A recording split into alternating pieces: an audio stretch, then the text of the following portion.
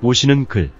봉우 스승님 탄신 124주년을 맞이하여 대왕조님께서 가르쳐주신 홍익인간 이념 지감조식 금초글 통해 영재 양성을 하고 그 영재가 대동장춘 평화세계를 실현시켜 주길 간절히 염원하신 스승님의 뜻을 다시금 되새겨봅니다.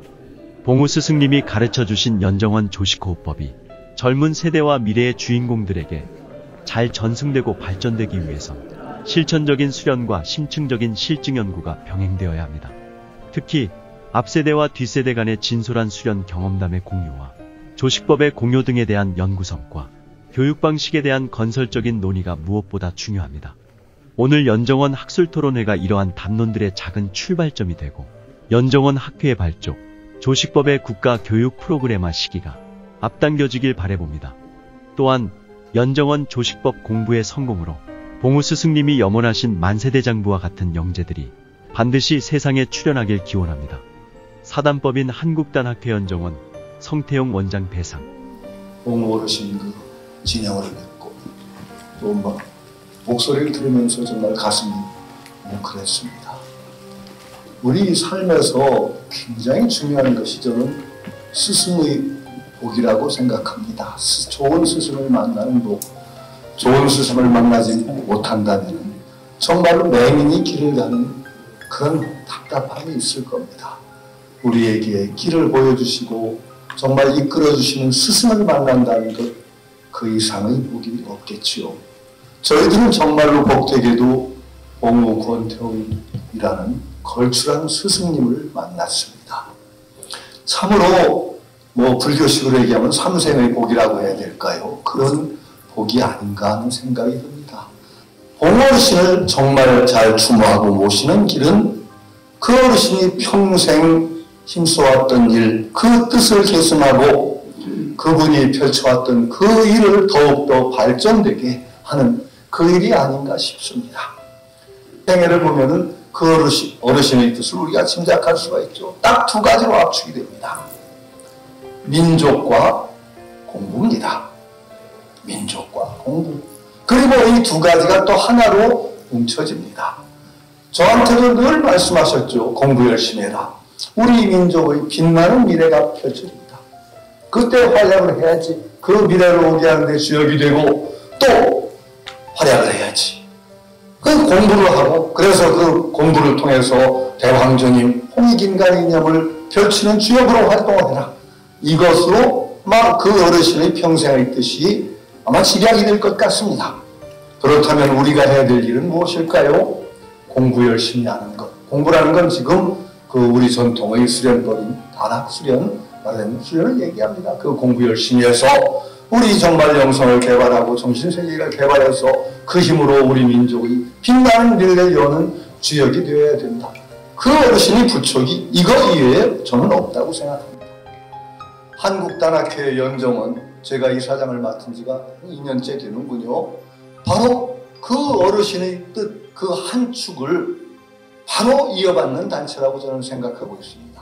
그 중에서도 민족까지는 앞으로 우리가 힘을 펼쳐서 하겠지만 기본인 공부, 수행, 이것을 담당하는 그 어르신의 부촉이 담긴 단체가 바로 한국단학회 연정원입니다. 여러분, 이제 봉우 선생님께서 말씀하신 대로 우리는 그 신시태평의 시대, 동방의 새로운 우리 군자국의 시대를 다시 대전환의 역사로 황백전환의 시대가 열렸다고 말씀을 하셨습니다.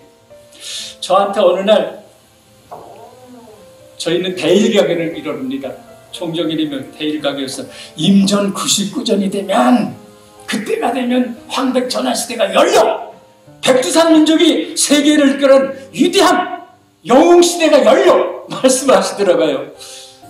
25시작가 게오르기 선생이 말합니다. 세계를 다 돌아다녀요. 그러다가 마지막에 인류의 구원한 하나의 철학과 사상, 21세기를 구할 위대한 사상이 하나 있는데 그것이 단군의 홍익 철학이다. 인류의 구원의 열쇠는 코리아에게 있다. 1984년 암울한 시대에 태양과 같은 미래의 비전을 열어주신 선생님, 많은 청춘들이 밤을 새워 소설 단책을 읽으며 얼마나 가슴 벅차고 놀라웠는지 모릅니다.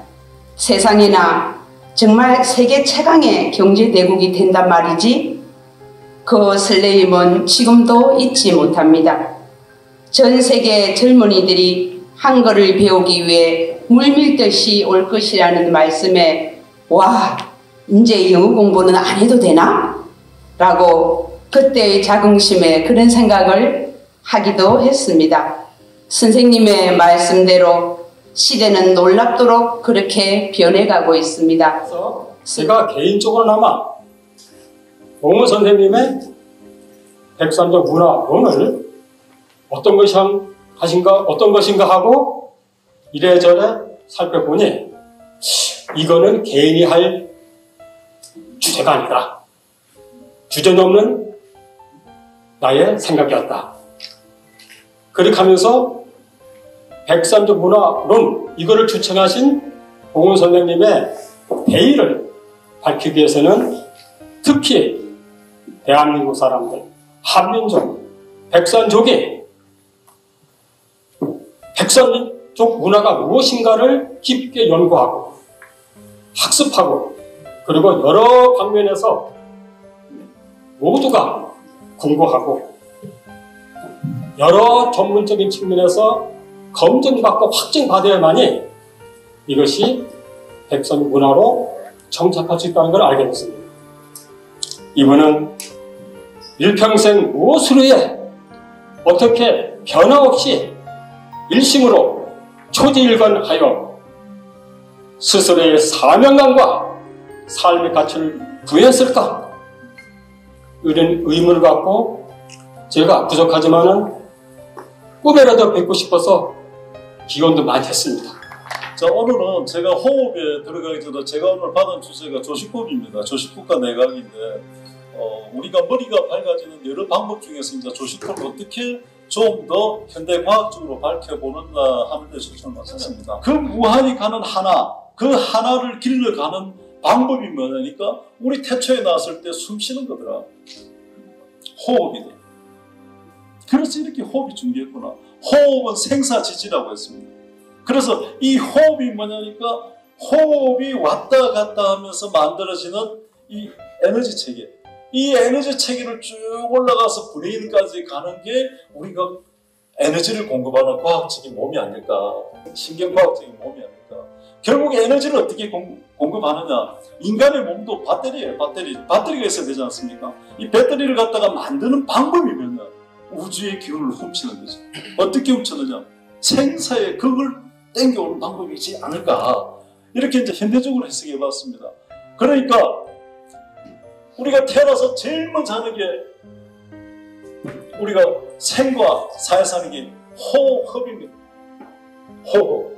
가끔씩은 이게 작년에 조금 설명했는데 안 오신 분들에서 약간만 더 곁들이고 하겠습니다. 인생에서 제일 먼저 하는 게 호흡입니다. 사실 연기자들 죽을 때 어떻게 연기합니까? 이래 하잖아요. 그 공부 안 해서 그래요. 죽을 때는 숨을 거두고 죽어야 됩니다. 근데 요즘 연기자들 보면 다 죽는 연기하면 툭 하고 숨을 들어뜨리는 건 아니거든요. 숨을 들이키면 호흡하고 하는 거예요. 그러니까 태어날 때 응애할 때가 뭐죠? 호 같아지는 거예요. 호, 응애 하는 거죠. 그러니까 태어나서 죽을 때까지의 마지막 과정이 크게 얘기하면 호입니다. 태어나기 호. 마지막 죽을 때 내 인생에서 하는 게 흡입니다. Oh boy, you look a little tipsy. Yeah, I wanna drink more beer. I wanna cross the river in the sky. Oh baby, I'll let you go. I don't want you calling me back in a heartbeat. I don't want you calling me, now it's not the time. Baby, call me, baby, call me, baby, call me. I don't want you calling me, now it's not the time. He said, did you come back to me? And I just want you to give me love. Hey, I don't love you anymore. 순간 너무 놀라고 당황했던 기억이 지금도 선명하게 남아 있습니다. 그 길로 바로 병원 응급실로 가서 입원하고 검사를 받았고 결과는 한마디로 몸과 마음이 완전히 방전된 상태가 됐다는 걸 알게 됐습니다. 이후로는 병원 치료를 시작했고 술과 담배도 끊었습니다. 그리고 몇 년간 정신과 치료와 심장내과 치료를 함께 받았습니다. 이후 몇 년간 많은 노력을 했지만 한 번 망가진 몸과 마음은 쉽게 회복되지 않았습니다. 이후에 연정원에 전화해서 문의하고 기본 교육을 받았고 그렇게 해서 연정원과의 인연이 시작되었습니다. 연정원 수련이 시작된 이후 여러 가지로 아주 조금씩 몸과 마음에 긍정적인 좋은 변화들이 생겼습니다. 인내하는 일들이 조금 수월해지고 집중력도 훨씬 좋아졌습니다. 무엇보다도 아주 잠깐씩이긴 하지만 정신이 맑아져서 가끔 혼자서 이게 뭐지 하고 스스로 기뻐하는 시간들도 조금씩 생겼습니다. 이렇게 마음이 조금씩 순탄해지면서 몸도 많이 좋아졌습니다. 제가 고등학교 1학년 때 좀 우울증이 심하게 와가지고요. 되게 많이 아팠는데요. 그래서 초등학교까지 담임선생님이 저를 되게 아끼셔가지고 제가 효자동에 살았는데 동네 기공수련하시는 한 60 좀 넘으신 할아버지를 소개시켜 주셨어요. 그래서 찾아뵙게 됐거든요. 내가 가져주는 거는 경전 없는 마음의 도다. 한자로 무경심도겠죠. 그래서 그거를 인위적으로 막 손 움직이려고도 하지 말고 숨을 쉬는 것도 인위적으로 하지 말고 자연스럽게 해라. 그리고 그 숨을 쉴 때도 이게 좀 고민이었는데 처음에 그러니까 몸 움직임부터 시작되다가 처음에 이제 자연히 배우지 않더라도 숨이 점점 가늘고 길어지죠. 근데 이제 숨을 고르게 한다는 게 이 숨이 들이쉬고 내쉬는 것도 이 안에서 기운의 흐름이 있더라고요. 그래서 그건 되게 좀 그때그때 다르고 참 어려운 부분이에요. 뭔가 리듬이 있고 강약을 딱 맞춰야 될 때 그러니까 이제 숨이 딱 이렇게 오른 거는 로봇가 아닌 이상은 인간이 그럴 수가 없기 때문에 숨이 오르라는 거는 보통 일반 우리 사람들은 되게 막 사고가 이렇게 번잡하고 이럴 때는 막 이렇게 파동치는데 숨을 그래도 어느 정도 고르라는 얘기지 로봇처럼 짝 일자로 하는 얘기는 아니지 않겠어요? 일자로 하는 거는 오히려 더 억지로 하는 거죠. 인위적인 거죠. 그리고 연정은 149기로 94년도 봉 할아버님 선화하시기 전에 대구에서 이렇게 특강 오셨습니다. 제가 기본 교육 받을 때 그때 제가 정신적으로 너무 이 눈빛도 현경하시고 아우라가 사람의 모습이 아니다라고 충격을 받고 공부를 제가 봤을 때 그때 제일 열심히 했던 것 같습니다.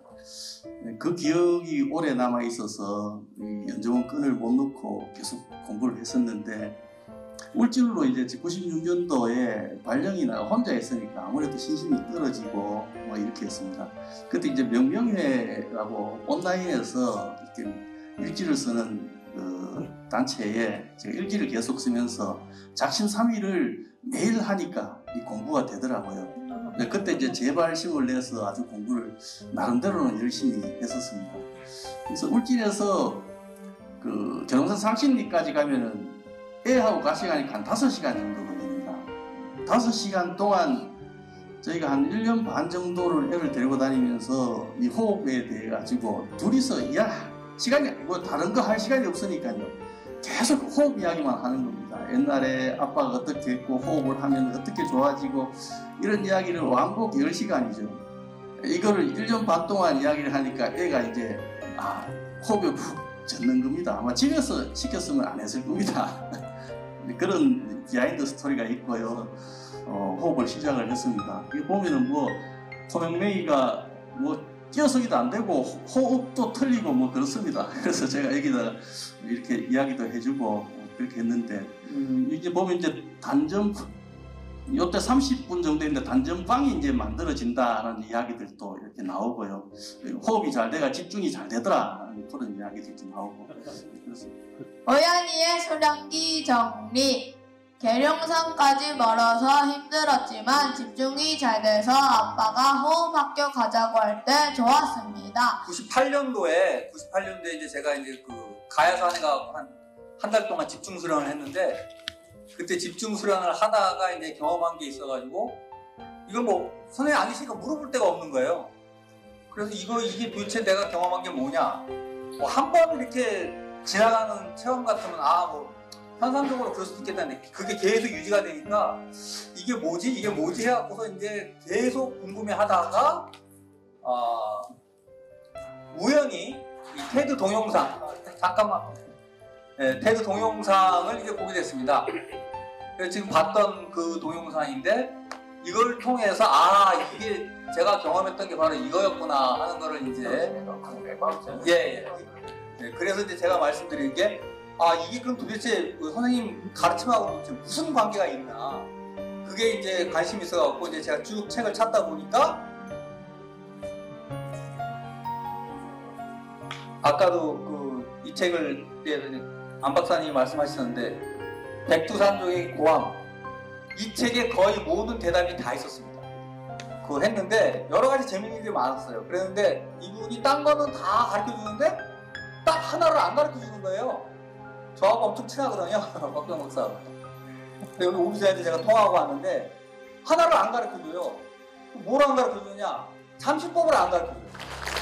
그리고 이제 저희들이 함께 다 같이 수련을 하면 시너지가 굉장히 많이 나잖아요. 그래서 대전 지부가 지금 굉장히 거기가 넓습니다. 한 150명 정도 앉을 수 있을 만큼 장소가 굉장히 좋고, 전국 어디에서든지 올 수 있을 만큼 최적화된 곳입니다. 숙식 다 되고요. 교통도 지하철도 되고 버스도 되고 바로 뒤에 또 산이 있습니다. 그래서 누구나 와서 수련할 수 있는 최적의 조건이기 때문에 매월 첫째 토요일 저녁 7시에서 9시까지 도인체조 자담회 하고요. 일찍 잠을 잡니다. 그래서 새벽 3시 반에 일어나서 아침 9시 반까지 하는데, 9시 반, 6시에서 3시 반은 자율에 맡기고요. 근무하시고 힘드시니까 저희들이 강제적으로 많이 하자고 얘기할 수가 없습니다. 그래서 6시부터 9시 반까지는 꼭 함께하는 그런 시간을 갖고자 노력하고 있습니다. 저는 그렇습니다. 아주 전문적인 학술 논문도 중요합니다만은 이 자리에서는 정말 좀 대중적으로 많은 분들이 단학 수련회 조식법에 동참할 수 있는 그런 어떤 최 박사님이라든지 이런 어떤 대중적인 관심을 얻을 수 있는 거, 그 다음에 또 봉 어르신이 추천하셨던 그 사상과 그런 것에 대한 어떤 깊은 천착, 여러 가지 열어놨습니다. 그리고 전통적인 조식법 수련에 대한 어떤 좀 깊이 있는 논의, 이런 것도 필요할 일이라고 생각합니다. 여러 가지 하도 갈래가 많으니까 좀 정리하는 것도 필요하고, 그래서 좀 문호를 열고 정말로 전문적인 교수진들을 동원해가지고 심사를 하려고 합니다.